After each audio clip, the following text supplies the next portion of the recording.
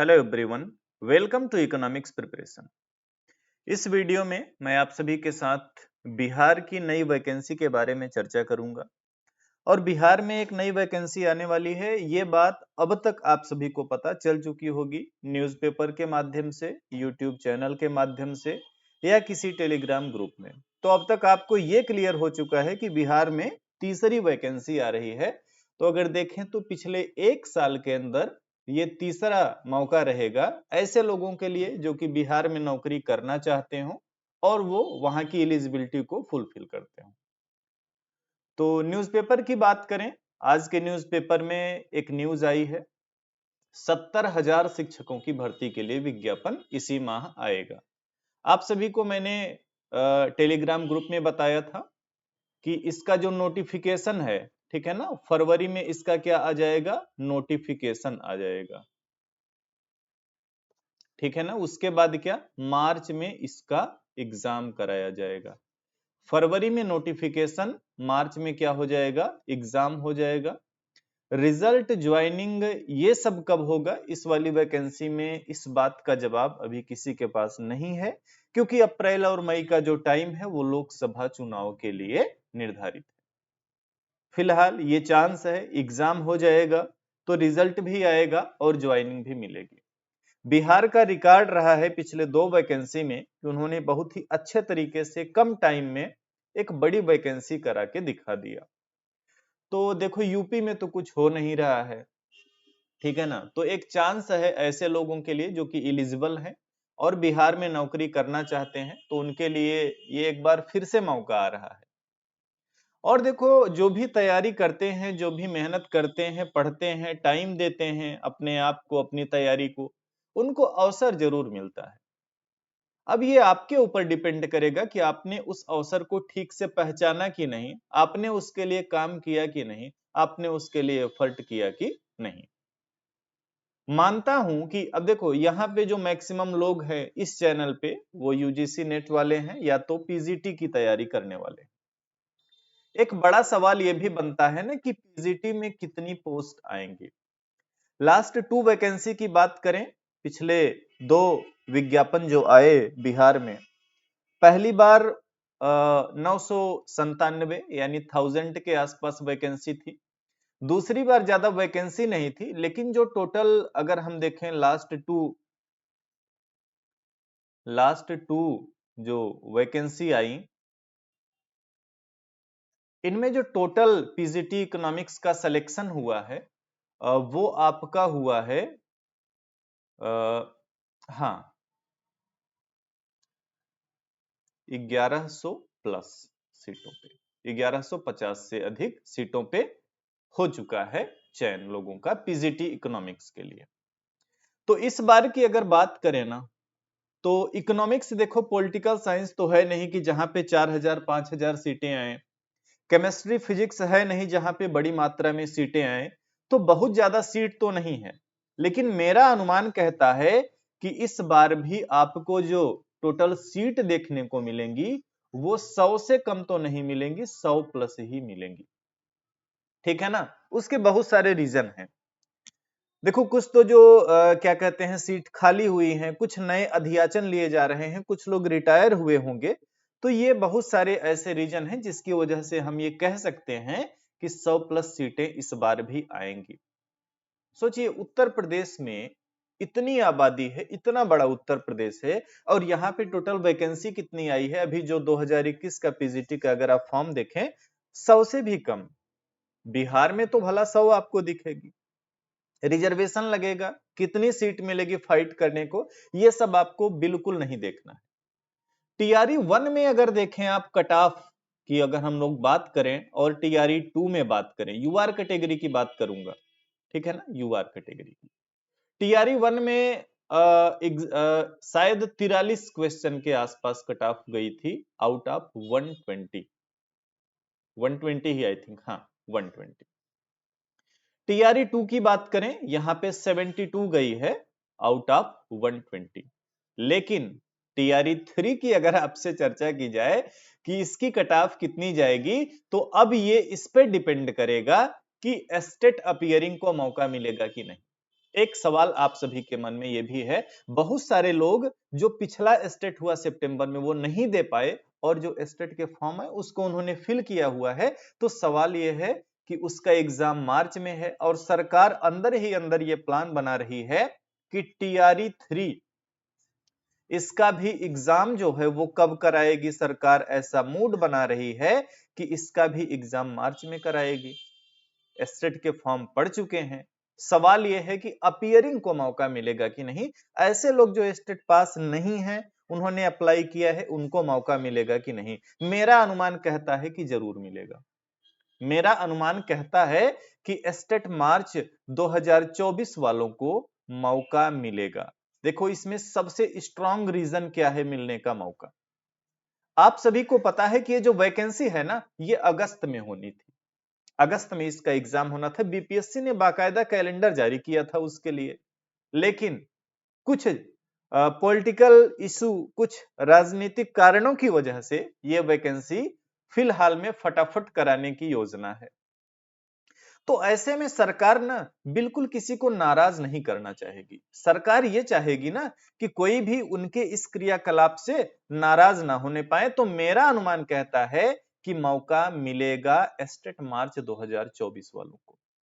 अब आ जाते हैं बैक अपने पॉइंट पे कि टीआरई 3 में आपकी कट ऑफ क्या जाएगी। दो चीज एक समझना आप। एक तो देखो लास्ट में एस्टेट कितने लोग लास्ट टाइम पास थे, 5500 के आसपास। इस बार अपीयरिंग को भी दे दिया, तो टोटल कैंडिडेट्स मैं ये मान के चल रहा हूं कि जो इसमें अप्लाई करेंगे वो अबाउट 7000 करेंगे। क्योंकि देखो 5500 में 700-800 सीट पे टीआरई 2 में सिलेक्शन हो गया, तो जो कुछ बचा अब उसमें कुछ और ऐसे लोग भी होंगे जो टीजीटी में हो गए हो या कहीं और हो गए हो, कुछ ना कुछ ऐसे आप कम कर सकते हैं उसमें और कुछ नए अपीयरिंग वालों को ले लें। तो लगभग 7000 लोग से ज्यादा ही इसमें क्या करेंगे, अप्लाई करेंगे। ठीक है ना। वैकेंसी कितनी, मेरा अनुमान कहता है 100 के आसपास। 100 के आसपास वैकेंसी, 7000 के आसपास लोग अप्लाई करेंगे। तो कंपटीशन तो हाई होना है ही ना, लेकिन कंपटीशन हाई होना, कट ऑफ हाई होना, इसकी भी एक लिमिट होती है। और बीपीएससी जो पेपर बनाता है, जो क्वेश्चन पेपर बनाता है ना, उसके क्वेश्चंस का एक लेवल होता है। चाहे आप इकोनॉमिक्स की बात करें, चाहे आप जनरल पेपर जो जीएस वाला सेक्शन है उसकी बात करें। मोस्ट ऑफ कैंडिडेट मैं आपको बताऊं, जो पार्ट 1 होता है इसमें, पार्ट 1 जिसमें जीएस रीजनिंग ये सब होते हैं, इसमें 40 क्वेश्चन होते हैं। ठीक है ना। अब इसमें 25 क्वेश्चन सही करना एक बड़ा टास्क बन जाता है। और जो पार्ट 2 होता है ना इकोनॉमिक्स का, इसमें आपका कितना क्वेश्चन, 80 क्वेश्चन। और ये भी क्वेश्चन ठीक ठाक स्टैंडर्ड वाले, बहुत हलवा वाले सवाल नहीं, जैसे कि अन्य राज्यों के पीजीटी में सवाल आते हैं। यहाँ पे सबसे ज्यादा कंफ्यूजन क्या होता है, जो 5 ऑप्शन होते हैं उसमें एक ऑप्शन रहेगा उपयुक्त में से कोई नहीं, एक ऑप्शन रहेगा उपयुक्त में से एक से अधिक। ये कर जाता है लोगों को कंफ्यूज। ठीक है ना। तो ऐसी स्थिति में यहां पे भी सही करने की जो मैक्सिमम पॉसिबिलिटी है ना, अब देखो मैक्सिमम तो 65 भी, और कुछ कुछ ऐसे देखो, हमेशा अगर मैक्सिमम की बात करेंगे ना तो ये नहीं कहेंगे कि टॉप वाला कितना है। एक एवरेज ऑन की बात करें ना, कि अगर किसी की इकोनॉमिक्स बहुत अच्छी है, बहुत अच्छी है, तब जाकर के वो 65 क्वेश्चन बना सकता है एवरेज लोग। नहीं तो ये ओवरऑल जो है 60 के अराउंड ही करना बड़ी बात हो जाएगी। ये आप समझ लेना। अब आ जाते हैं कट ऑफ पे। मेरा अनुमान कहता है कि टीआरई 3 में जो कट ऑफ रहेगी, ये अभी सीट नहीं आई, एग्जाम नहीं हुआ, लेकिन मैं आपको पहले से ही इस बात को आगाह कर देना चाहता हूं कि आप अपनी तैयारी इस लेवल की रखें कि आपको 85 आउट ऑफ 120 का सफर तय करना है सिलेक्शन लेने के लिए, अगर आप यूआर कैंडिडेट हैं तो। इस बात के लिए तैयार रहें। यह ना सोचें कि उस बार 72 पे हुआ तो इस बार 80 पे हो जाए, बहुत मुश्किल है। तो 85 के लिए आप अपनी तैयारी शुरू कर दें कि कैसे आपको 85 लेके आना है। अगर आपका जनरल पेपर बहुत ही कमजोर है तो इसको आप 20 कर सकते हैं, लेकिन फिर आपको इकोनॉमिक्स को 65 करना होगा। तो देख लीजिए, चीजें आपके सामने लिखी हुई है। ठीक है ना। हाँ, देखो मैंने आपको यह बता दिया कि कितनी सीटें आ सकती हैं। मौका मिलेगा या नहीं मिलेगा, सीटों का भी बता दिया, मौका मिलेगा या नहीं मिलेगा। अच्छा, ये जो 70,000 विज्ञापन आएंगे ना, इसमें देखो 4 प्रकार की पोस्ट होगी। एक तो होगी 1 से 5 तक की प्राइमरी, जिसमें आपका बीटीसी सीटेट वगैरह होता है, इसकी पोस्ट सबसे ज्यादा होगी, इसकी पोस्ट सबसे। फिर क्या 6 से 8, उसके बाद क्या 9 10, ठीक है ना, और उसके बाद क्या 11 12। और एक बात आप समझ लेना कि सबसे कम जो पोस्ट रहेगी वो रहेगी 11 12 में, सबसे कम पद। सबसे कम पद कहां पे मिलेंगे 11 12 के लिए। सबसे अधिक पद कहां मिलेंगे 1 से 5 के लिए। सबसे अधिक पद कहां पे मिलेंगे 1 से 5 के लिए, ठीक है ना। तो अगर आप इलिजिबल हैं, आपने बीटीसी भी कर रखा है, आप सीटेट भी पास हैं, तो इसके लिए भी अप्लाई करें।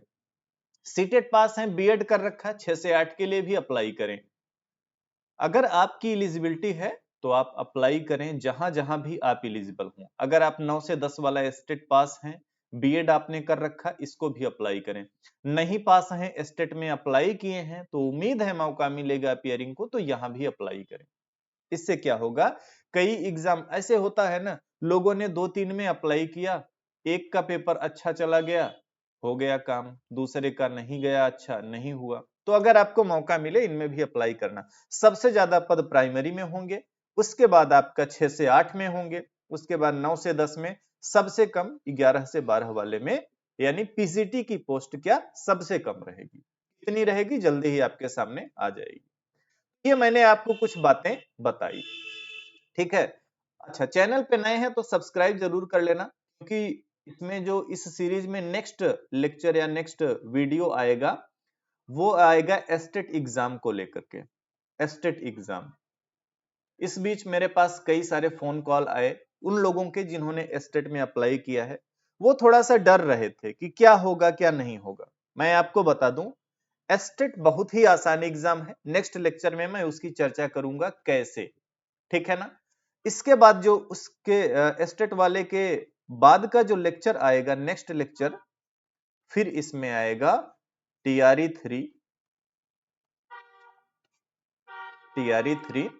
PGT economics, how to crack TRE 3 PGT economics. 1 महीने की तैयारी में आप कैसे इकोनॉमिक्स में 65 आउट ऑफ 80 कर सकते हैं, ये वीडियो आपकी बहुत जल्दी आने वाली है। और मुझे उम्मीद है कि इस वीडियो का इंतजार आप सभी लोग करेंगे, ऐसे लोग जो कि बिहार में अप्लाई करने के लिए योग्य हैं, ठीक है ना, वो जरूर इस वीडियो का इंतजार करेंगे। मैं आपको बताऊंगा कि वो कौन से तरीके हैं जिनके माध्यम से आप 65 आउट ऑफ 80 कर सकते हैं। ये पॉसिबल है, बिल्कुल पॉसिबल है, मैं आपको तरीका बताऊंगा। तो इस वीडियो को अपने दोस्तों तक जरूर शेयर करें। कोई भी आपकी क्वेरी है, कमेंट बॉक्स आप सभी के लिए ओपन है। थैंक यू एवरीवन, मिलेंगे नेक्स्ट लेक्चर में। और नेक्स्ट लेक्चर मैंने आपको बताया एस्टेट, तो उसके अगला जो नेक्स्ट लेक्चर रहेगा वो रहेगा टीआरई 3 पीजीटी इकोनॉमिक्स में कैसे आप 65 सवाल सही कर सकते हैं इकोनॉमिक्स में। थैंक यू, मिलेंगे नेक्स्ट लेक्चर में।